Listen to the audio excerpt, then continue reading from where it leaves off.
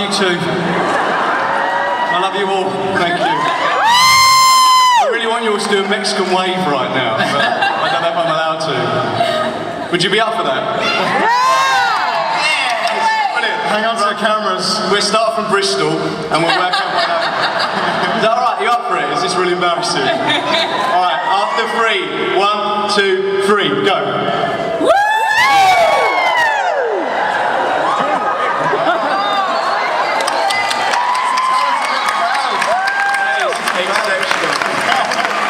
Anybody drop the camera? No, just fulfilled a dream for me. Thanks. Yeah, I should point out anyone who hadn't watched it, we're British. That was so Mexican, it was really... Paddy on the end.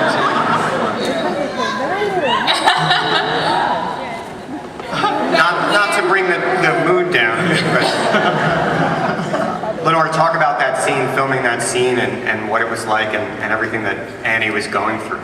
Well, obviously it was all about Russell. Oh, stop.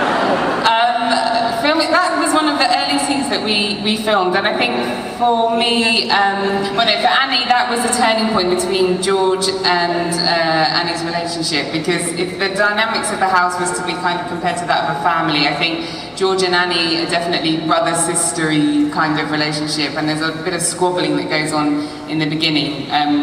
George is a bit put out that he has to pay rent for 2 when there's 3 of us there. Very insensitive to the fact that I'm a ghost. Oh, it's the characters, not me. Don't give me a really dirty look. You built the sympathy card and took it all personal, so...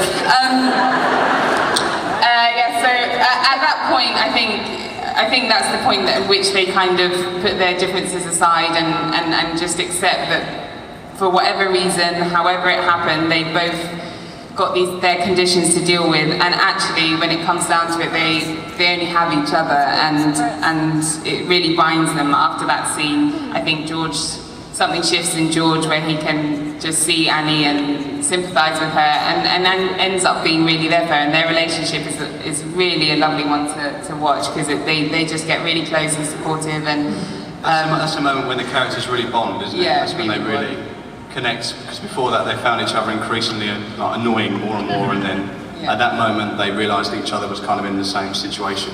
Yeah, definitely. Because I think it's that kind of thing, that human aspect of it is when you've got so much of your own stuff to deal with, when you are stuck with a load of people that are all trying to deal with their own stuff, nobody's concentrating on helping each other because you're all so immersed in your own rubbish.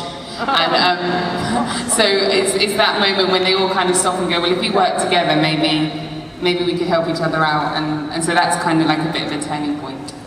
Which is a great segue for you, Russell, to set up this clip, because George is also struggling to come to terms with his new condition, and in the second episode he encounters a mentor of sorts, so maybe you can set up this clip for us. Yeah, George, thanks again, guys. George is a werewolf and he thinks he's the only one, and then he realises there's more out there.